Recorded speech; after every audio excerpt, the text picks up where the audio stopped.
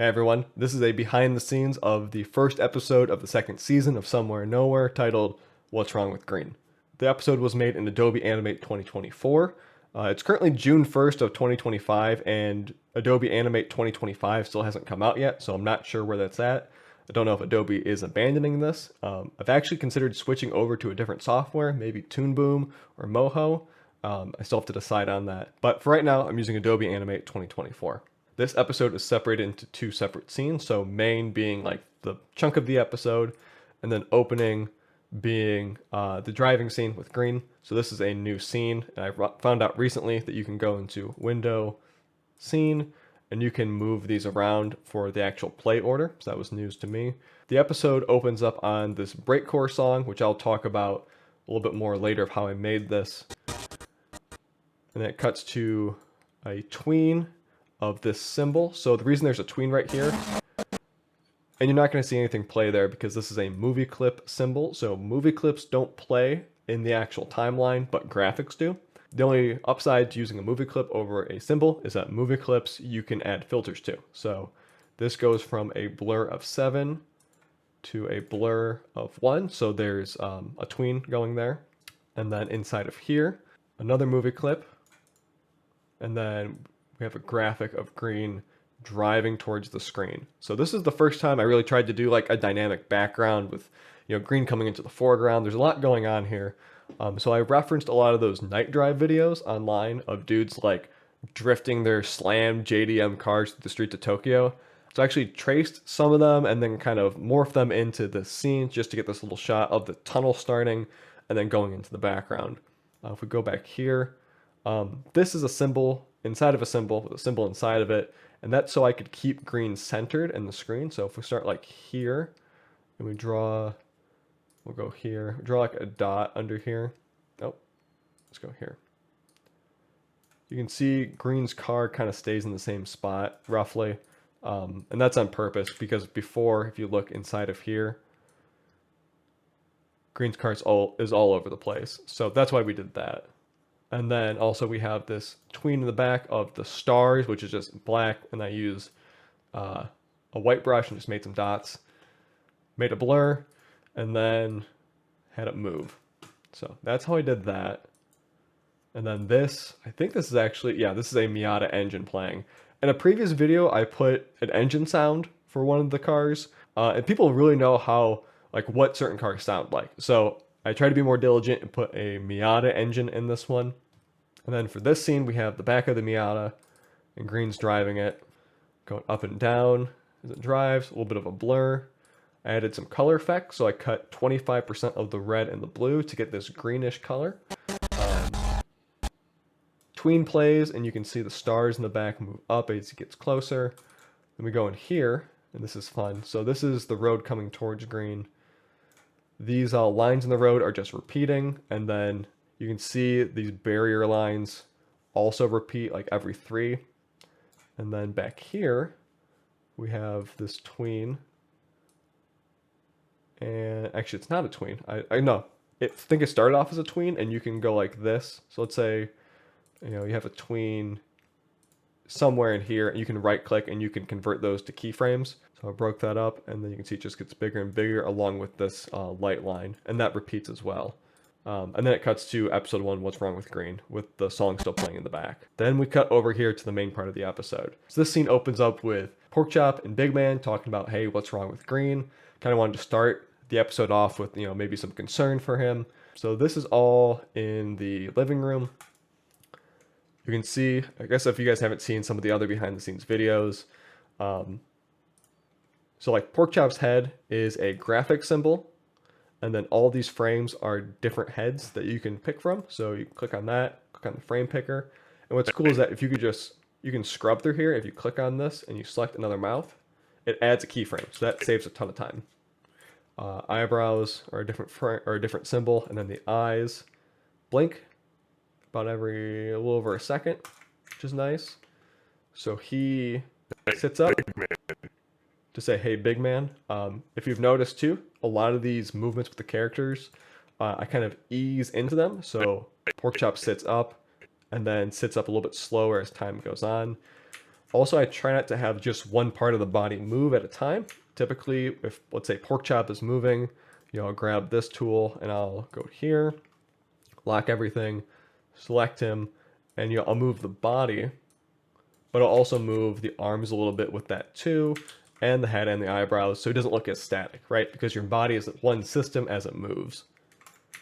And then we have Big Man over here. Big Man doesn't blink actually, because his eyes are a bunch of different like emotions, you can see. So he looks a little derpy. He doesn't blink at all, but that's fine. Someone in a previous video said or asked me about the camera tool and like why don't I use that. The camera tool is great. I should have listened to them a long time ago.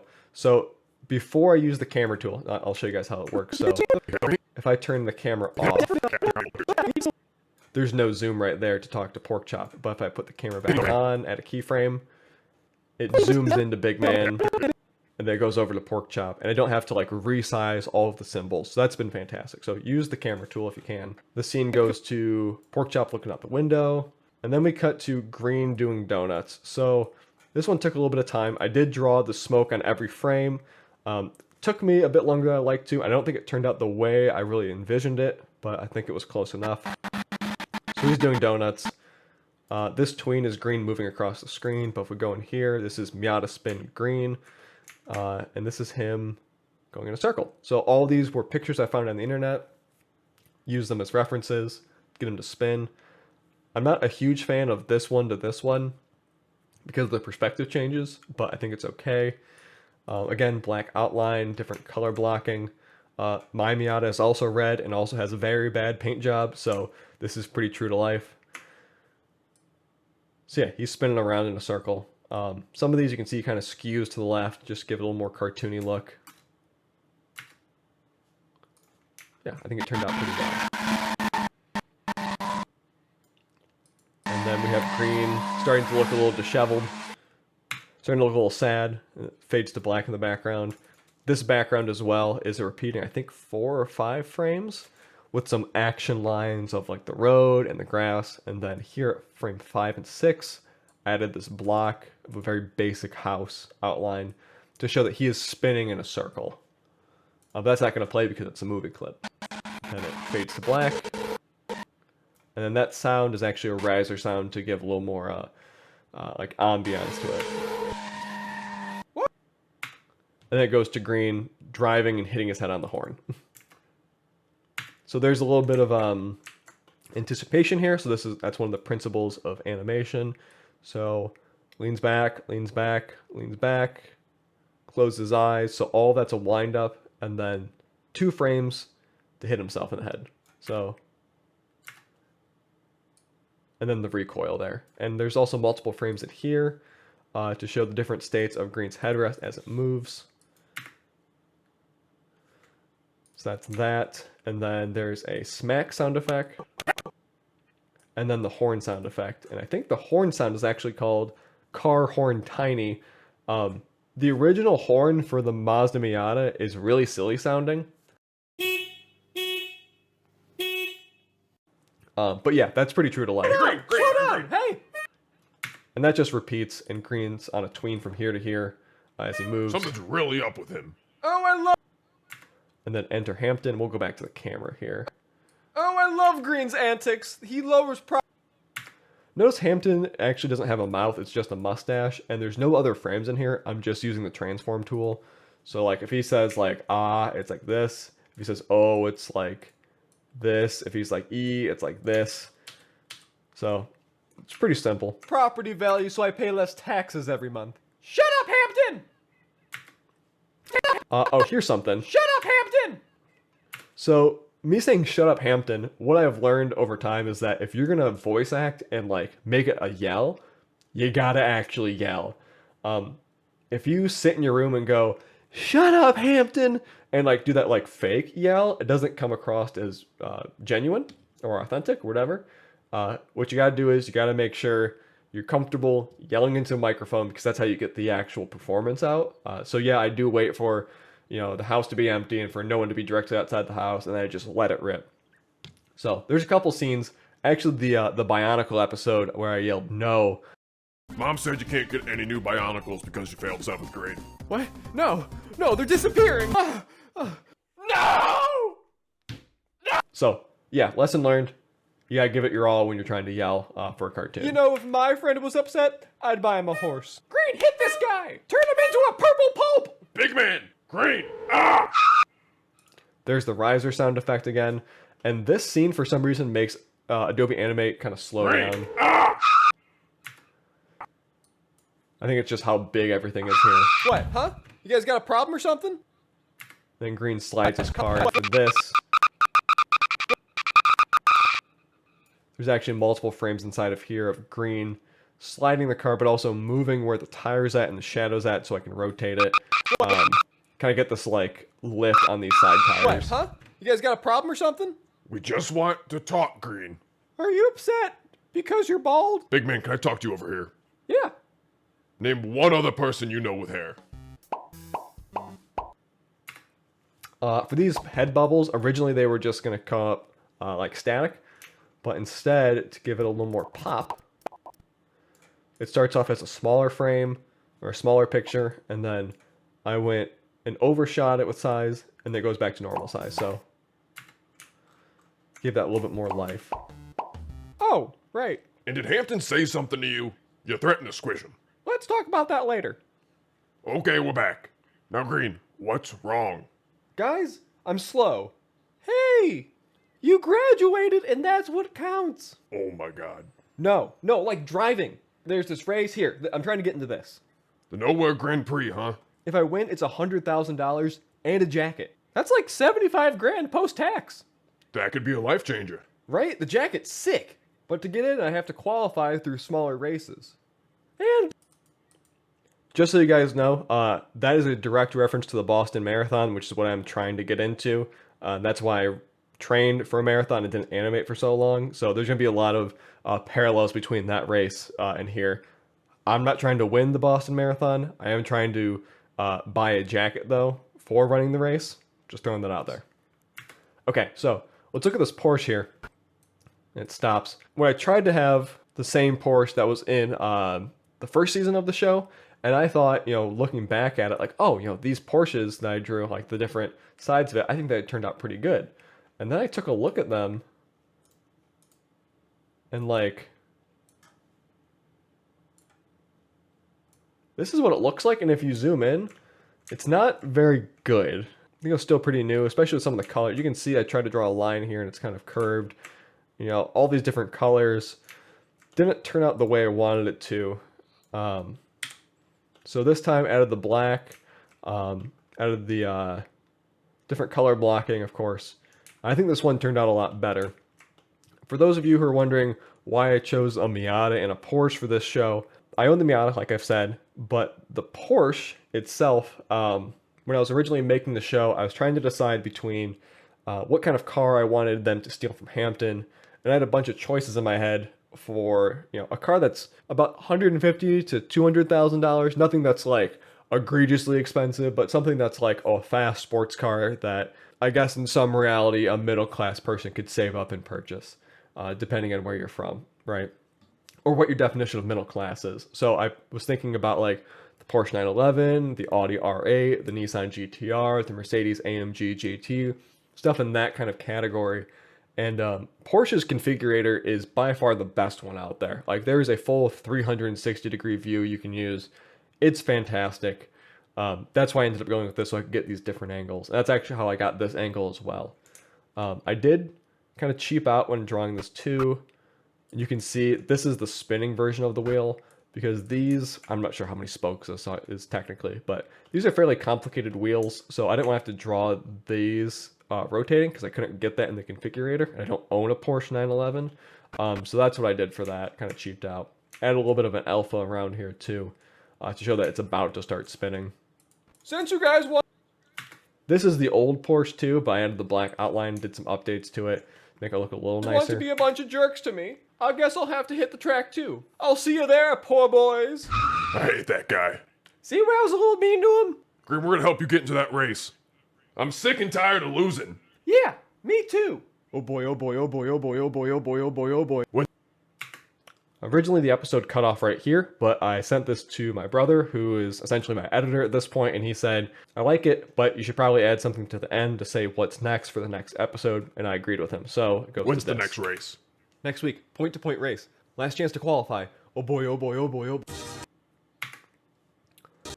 For those of you who watched the first season, this should look familiar to you. So at the end of, I think, almost every episode of the original season, or the first season, the last frame cuts to black and white, a little bit of blur, and then We'll Be Right Back plays, but this time I want it to be a little more dynamic, so We'll Be Right Back plays across the screen here, and it's just a tween with the breakcore music playing in the back.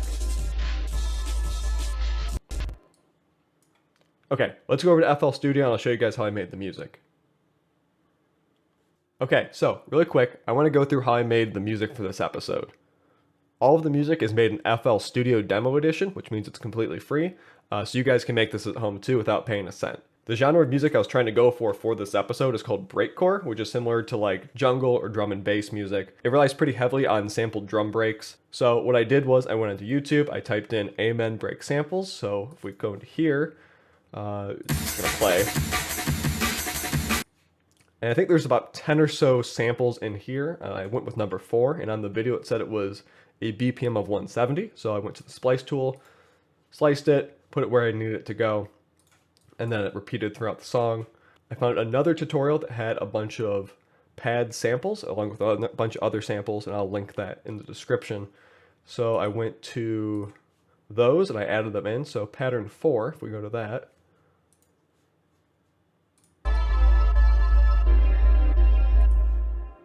so there's the whole pattern, but if I mute the bass,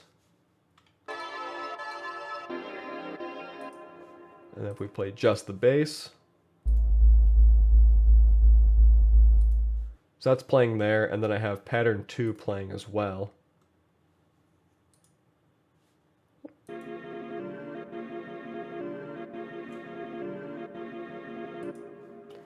And then the opening, I had just another pad sample playing here, but I stretched out the time a little bit to get it to be this long, and then I went to the pan tool, which is from like the left to right stereo, and then created an automation clip, and then made it go from left ear to right ear. I'm assuming it's left to right. It could be right to left. I don't know.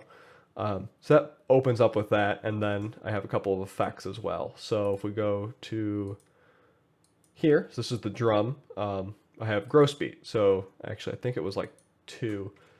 Gross beat plays with like the time of it. It's kind of hard to explain. This is the trial version too. So if we go and we play the song, you'll see when it plays what the line goes across here.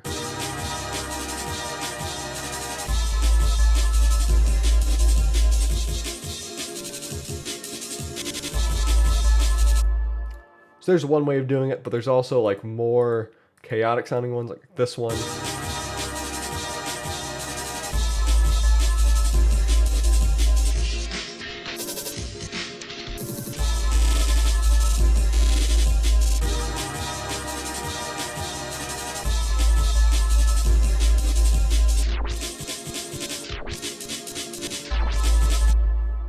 It's actually really fun to play with. I also did the stereo enhancer, and then a little EQ action here to increase the treble, take some of the bass away from there, and then added a chorus and a reverb, and did a little EQ action as well onto some of the pads. Put that together, and you get, how long is this? 11 seconds of music. So yeah, that's the song that plays throughout the episode. Okay, so I think that should be it. Let me know in the comments if there's anything else you want to see next time or in the next episode or whatever. I'm here to share some of the stuff I've learned making this show with you guys so you guys can make shows like this as well. Thanks everyone. I'll see you in the next one. Bye.